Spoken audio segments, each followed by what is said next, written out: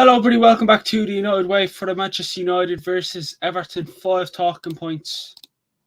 The 5 talking points for the Manchester United win over Everton. Manchester United faced to Goodison Park on the 26th of November for the very last time, and we beat Everton by 3-0. Goals from Garnacho, Rashford, and Anthony Martial. So that was the job. That was the win. We got the 3 points. We got more. We actually scored more than one goal for once. And it was the three. It was the front three that scored the goals. Solid. But here is the stats. Just the usual routine. A few bit of housework. So Everton had 24 shots to Manchester United's 9. Everton 6 shots on target. Manchester United had 4 shots on target. Everton's possession 50.5%, Manchester United 49.5%. The XG, Everton 1.50, Manchester United 2.20. Aerial duels, Everton 42.1%, Manchester United 57.9%. Passes, Everton made 432 passes, Manchester United 433, so one passing difference. And the pass accuracy was fairly close to Everton 77%, Manchester United 75% pass accuracy. Now looking at the stats, and you should be like, how did Everton not beat us or at least score or get a draw? I mean, listen, if you look at the first half, fair enough, but they're the stats. And again, like we say on this channel many, many times, the only stat that matters is the scoreline. And luckily enough, Manchester United came out a good side. But here it is, the league, the top 6 at the moment. So we still remain in 6th place. So we have Arsenal top with 30 points. Second is Man City on 29 points. Liverpool third on 28 points. Aston Villa, who are 4th, joint third, but 4th place with 28 points. Goal difference splits them and Liverpool. Aston Villa are only 2 points behind Arsenal. Tottenham, who are 5th place with 26 points, and Manchester United, who are 6th with 24 points. So, I mean, listen, if Tottenham don't win next weekend, and we do, we can go 5th. But it's not to believe we're only 4 points behind Aston Villa in 4th and Liverpool, and we're 6 points behind Arsenal. So who knows what the table could look like come Christmas? Who knows? I mean, we have a lot of tough fixtures coming up, so we still relax. But again, we're here to talk about the 5 talking points. Let's jump into talking point number 1. Again, like I always say, if this was a 10 talking points show, I'd find 10 talking points. But let us know what you think of my talking points. Do you agree with mine? And what are your 5 talking points? And also, please like, comment, and hit that big red subscribe button. Much, much appreciated. Now, number 1 was professional win. Now, again, you look at it, and we are going to talk about a certain goal. Just calm your horses.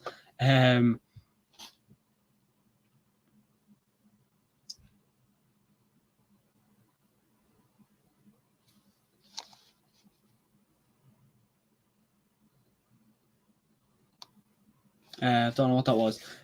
Professional win. We seen it a few times last season under Ten Hag. We home and away, we were facing teams, and we went the goal up, say, and then we kind of set back a lot. We just couldn't get up the other end of the pitch, even though we were a goal up.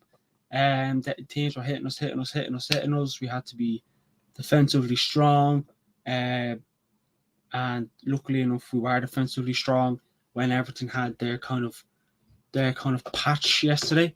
It was a long patch, to be fair. So it was more like just a first half patch, to be fair. As soon as we went the goal up, Everton just woke up and hit us. They were going into the game slowly, and then if you're an Everton fan, you're probably going to say half time came at the wrong time. But yeah, I'd agree with that, to be honest. I would agree with that. How do I say it? Dare I say it? It wasn't a pretty game. As much as the scoreline makes it look out to be. Let's be 3. And again, if someone say, "Oh, you're being selfish," again, I'm not being selfish. I just feel like Manchester United, we got the 3 goals yesterday, and that's why I'm saying professional win. Because even though Everton were hitting us, even in the second half, even when we got the 3rd goal, we were still strong, and that's what you need. You have to be strong. If we're gonna have patches, where teams are going to be hitting us, then you have to be strong defensively too. I always think, if you look at the Liverpools and the Man Cities and the Arsenals, in fact, even the Spurs, if teams are hitting them, it's like they go to kind of like a 5-2, it's like a 5-3-2. And it's like that's kind of like what they do. Everyone drops back, but you still have two men there. I even have one man. It's like a 3-5-1-1 or a 5-2-1-1, whatever way you want to go with it.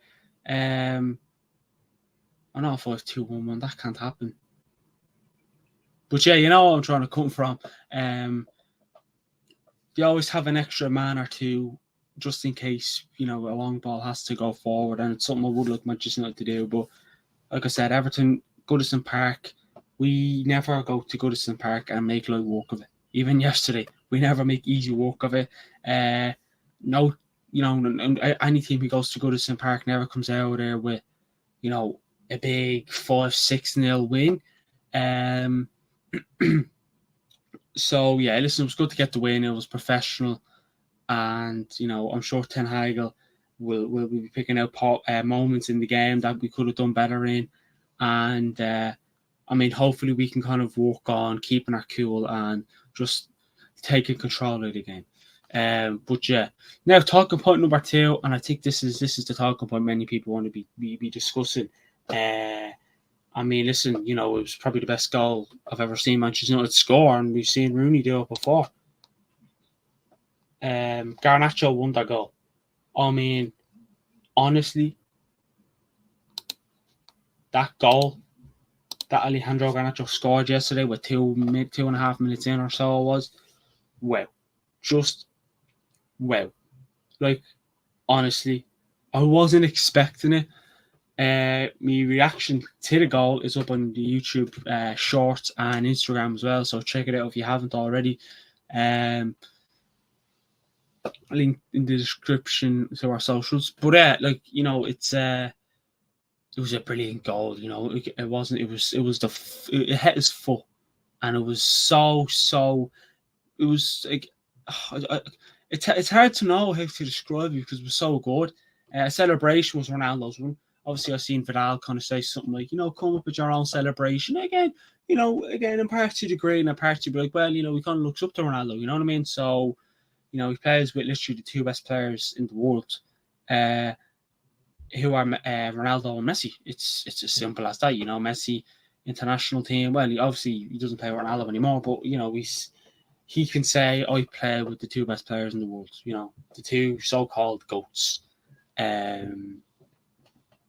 But what a goal, Rashford, was on the right-hand side, Rashford, then Dallo whipped in, Garnacho, he's young, when a player's young, you expect him to do that, we've seen,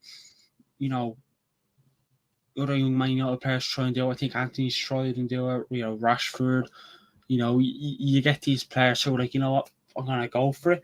Garnacho as well, I'm not sure if he done it in recent games, but I'm sure he has. So these players try it, and I wouldn't, is it, was it luck? Was it just brilliance? I think it's brilliance. Garnacho's a young, great player for Manchester United.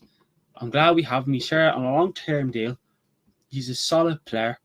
I love everything about him, and I hope he can up his game because we have a manager in Eric Ten Hag who will want more from him. Garnacho could have went out and scored. Any Manchester United player can go out and score a hat-trick. Ten Hag would be happy, but he'd be like, I want more from you. Garnacho could have had maybe another goal in his pocket yesterday, but that goal, honestly, was what kind of gave us a bit of momentum, and it was such a brilliant goal. I've seen people's reactions to it, and it's honestly hilarious. My reaction's just a bit crazy. I didn't go crazy, but it was just a bit like, holy shit, how? You don't respect him, but you don't expect Garnacho to be scoring goals like that. You don't. But when he does, it's like, holy shit, what a goal, what a man. He's only young. He's still a young player, by the way. He's not even in his prime. He has a long, long couple of years ahead of him. He's at least 15 years left in his career, maybe more. Or, he might want to do Ronaldo one and keep going till he's 40. Who knows? But Ten Hag is a manager who called them up to the squad. We all kept saying it, bring Garnacho. I remember watching the final at Old Trafford, Manchester United, Nottingham Forest, and he put two on the back of the net, and I was like, this kid is good. We need him. And we got him, and we have, we need to have him up to our squad. And again, as always,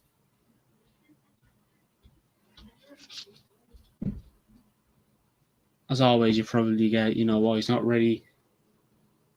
Sometimes you have to give these young players a chance, but the Garnacho goal it's definitely the goal of the month. Is it goal of the season? It's still early days, but for me, so far it is. What did you think of Garnacho's goal, and what was your reaction? Was it crazy? Was it just like hands on head, shock? Or what was it? Or were you just like, it's Garnacho, it's what he does, Dino? Now, talking point number 3 is about another youngster, and he was solid as a rock. He's up there for man of the match contender as well. My 3 man of the match contenders would be Onana, Garnacho, and Kobe Mainoo. And that brings me on to Mainoo. Mainoo shined. Mainoo was solid. Honestly, we've seen Casemiro play for us a few games for us this season.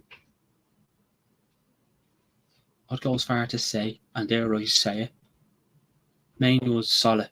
Probably better than Casemiro this season.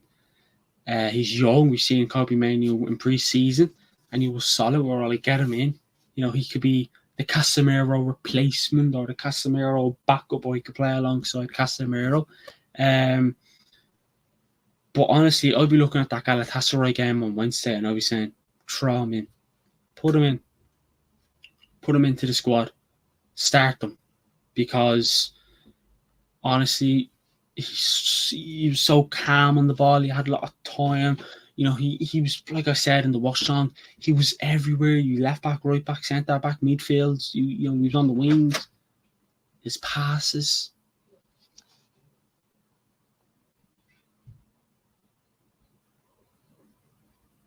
His passes were great. Even Roy Keane praised him. If Roy Keane praises you, you're doing something right.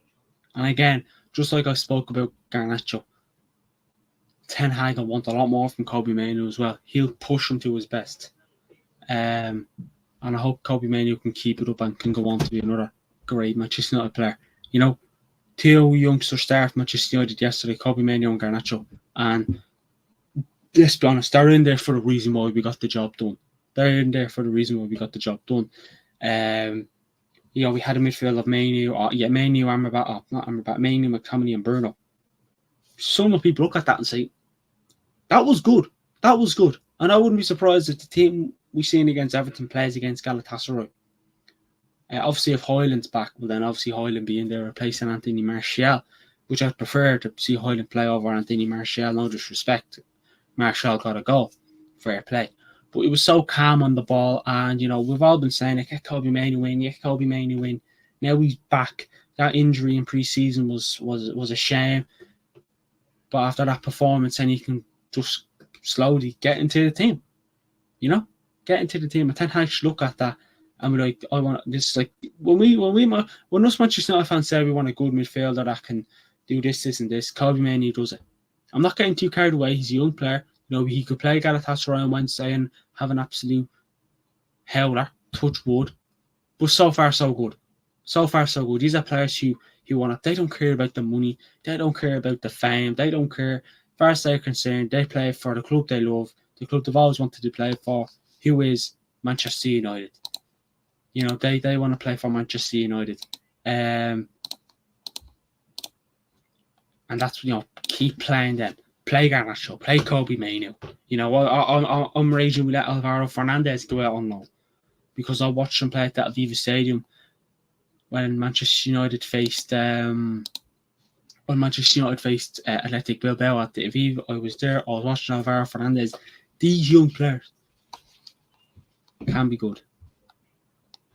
You look at these young players and they can be very, very good. And so far, so good. If I was Garnacho, he'd be full of confidence now. He'd be on cloud 9 probably after that goal. Mainu, I'd be on cloud 9. Not on cloud 9, but I'll be happy. I'll be a solid performance, you know. Roy Keane praised me. Gary Neville praised me. Solid. Ten Hag played him on Wednesday. Please. Another player who, I'll admit, I had a bit of, just talking about number 4, by the way we're going to jump into. I had not a lot of criticism, but it was a bit, is he the man? You know, did he make a mistake? Solid Onana. Onana yesterday was solid.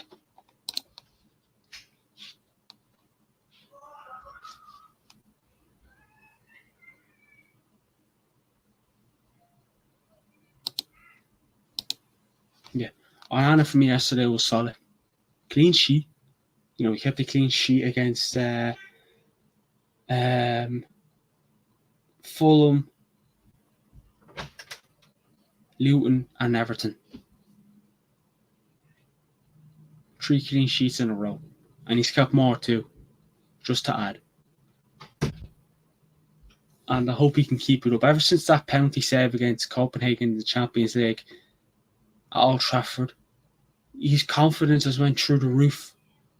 He looked very comfortable on the ball, very relaxed. Whatever he's been working on in training or whatever, it's improved him, you know. It really, really has, you know. Is he reading the media thinking, hold on a sec, is he just like, I know I'm not good? And I think Onana's the kind of guy to be like, I know I'm not good. And I'm sure someone, whether it's Ten Hag or Van der Gaag or whoever it was, let him know, yeah, you're not playing great at the moment. He's building confidence. And yeah, we played it. We were kind of playing it. Obviously, Ten Hag brought him in. You know, we're seeing other teams do it, bringing goalkeepers to play from the back. It's what Ten Hag wants to do. Obviously, we done it against Everton and in the first half, and it didn't go as well. But you know, he's making some crucial saves in games. You know, I was there at the game against Luton Town at Old Trafford. I was there, and the saves he made, you know, he didn't have to make a lot, but he made crucial saves, and he was so comfortable. And I'm sure he's, you know, the defense seemed to back him. So does the midfield, and obviously he backs himself. So if we can have a confidence, if our defense is confident in our goalie, which it didn't look like they were when he came in, that's solid. You know, we need to have everyone to have confidence in themselves. And what I'm liking to see is now, but we're starting to see a bit of team spirit. It's only one game in. But what we saw against Everton was solid. It was a bit of team spirit. It was a bit of right. If anyone made a good tackle, whatever it was, slaps, you know, high fives, whatever it was, we have to keep it up, and Onana has to keep it up as well. Just like our Garnacho, just like Kobe Mainoo, and just like whoever else is playing well with Manchester United. You know, we've seen Pelistri came on again yesterday. Had a say in Anthony Martial's goal, didn't he? It was brilliant. But yes, Onana, solid, and hopefully he can keep it up. But he's looking confident. The defence is looking really reasonably sound, especially with Luke Shaw back in there. So hopefully we can keep it up until we get the full shebang back. Now, that was talk point number 4. We're going to move on to talk point number 5. Obviously, I don't want to kind of end it on a negative note, but I wouldn't say negative because he did bag a goal himself. Sluggish Rashford. Now, again, he scored a goal yesterday. It was a penalty. Fair enough, if that's what you want to say. Fair enough, I agree. So Rashford, again, he had a say in Garnacho's goal. He had a say in his, you know, he scored a goal himself. He maybe could have had an assist, but, you know, there were glimpses of improvement. But the thing is at Rashford,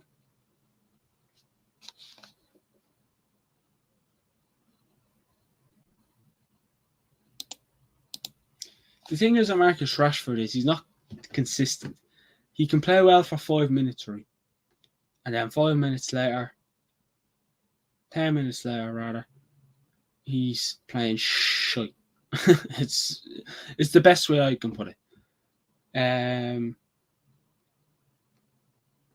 He's just there were times in the Everton game where like Rashford last season cuts inside, puts it in the back of the net.